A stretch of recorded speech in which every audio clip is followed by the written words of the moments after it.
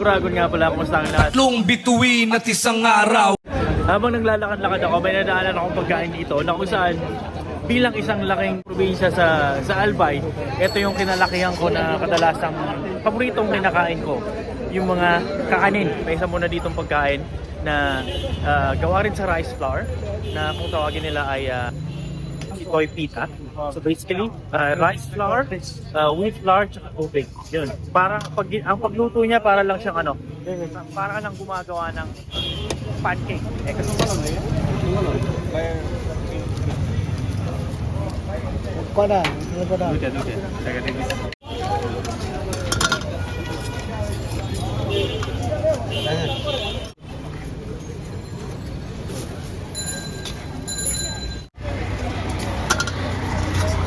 so bali ano lang yan, mga ilang minuto lang niluto. Tapos pag medyo toasted na yung ilalim niya, ayan, ready to eat na yan.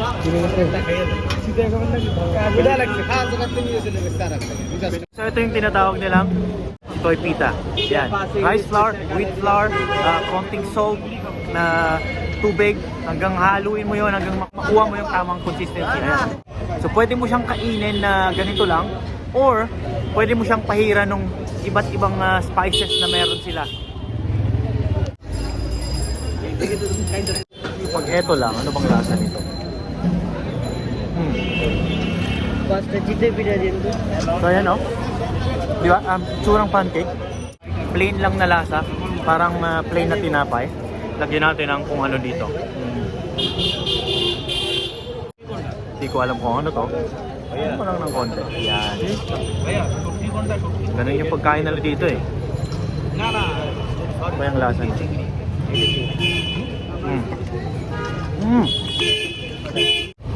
May pagkain siya. May lasa siyang shrimp paste na konti. Hanghang. What is this one, brother? Kingly fish. Like a shrimp. Tama ako. Lasang ano eh, lasang shrimp yung ano na yan, yung orange na yun.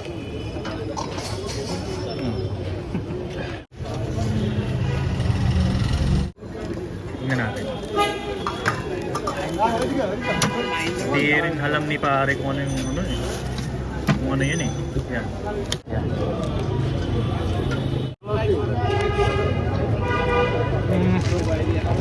Ayun. Smoky na may lasang ano. Parang eggplant.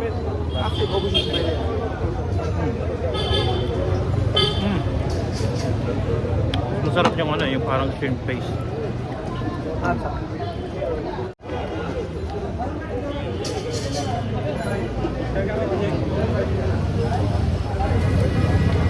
Kung gagawin natin to ng version na Pinoy version, sarap tong pahira ng ano eh, ng yung santan or yung coconut jam.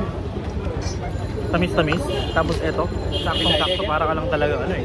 Para ka lang nag-pancake na ano eh, na nilagyan mo ng honey or kung ano man na butter, mga ganun na palaman.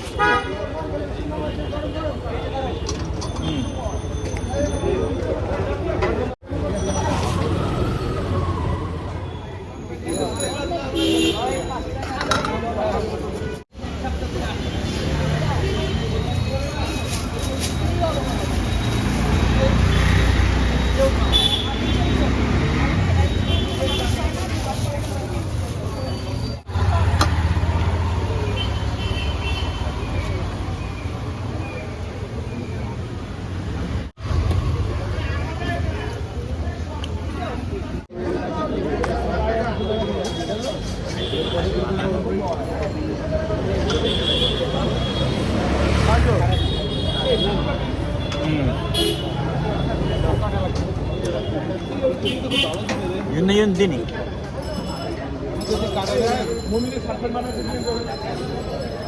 May konting alat.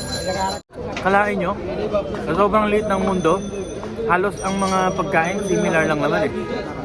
Kaya para sa akin talaga yung pagkain ano yan eh. Yan talaga yung universal language natin eh. Kumbaga magkakaunawaan ng mga tao sa pamamagitan ng lasa lang. Kung lahat ng tao sa buong mundo may pantay-pantay, may sapat na kinakain, ibig sabihin nun ano yun eh, parang world peace na ganun, di ba? At pwede natin sabihin na kahit saang panig man ng mundo, pwede nating sabihin na wala naman kultura critical, di ba?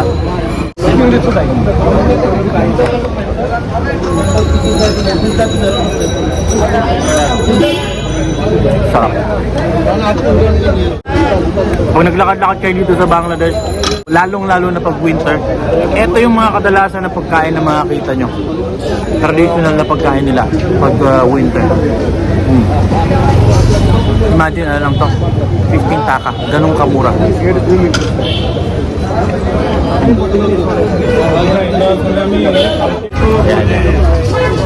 Sorry makikitabi lang ako sa'yo. Ayan pangalawa ko na to. Again, ito yung tinatawag nila Bapa, pita, gawa sa rice flour, jaggery, or yung tapos may nyog. Medyo loaded tong pangalawang na nabigay sa akin. এটা পিঠে দিবেন না এটা পিঠে দিবেন না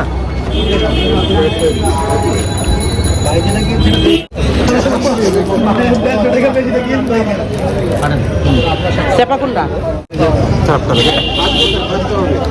Sa amin sa Bicol, yung ganito, pinapalamanan ng bukayo, kaya naman makapuno. Tapos yung sa Singapore naman, yung tinatawag nilang puto piring. Ang nilalagay naman nila doon is palm sugar. Yun yung sa Singapore. Ganun talaga kasi nila yung pagkain sa buong mundo. Ang liit lang ng mundo. Taroda. How are you? How are you? Country? Philippines. Philippines. This is video.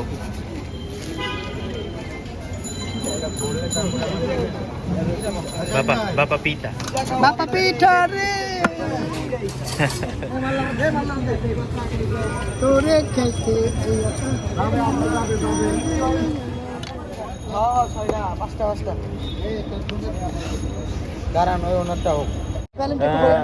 Yung katabi niya dito, ganito yung tinitignan. Titikman ko lang kung ano yung kung parehas. May tinitur pa siya. Okay. খাও খাও বেশ ফুটে পারা দাও 4-5টা খেয়ে নাও আচ্ছা ঠিক আছে মামা বাংলা বুঝে বাংলা বুঝে মানে বাংলা ভালো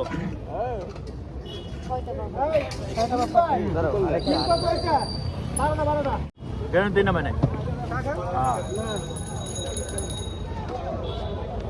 সুন্দর করে বাবা পিঠা দিয়ে দিয়ে যাতে প্যাকেট করে বাসায় নিতে পারি না সেখান দোকানে বাইরে যায় বুঝছেন আরেকটা দেন ওনার বিদায় করে Tatlong bituin at isang araw. Tatlong bituin at isang araw.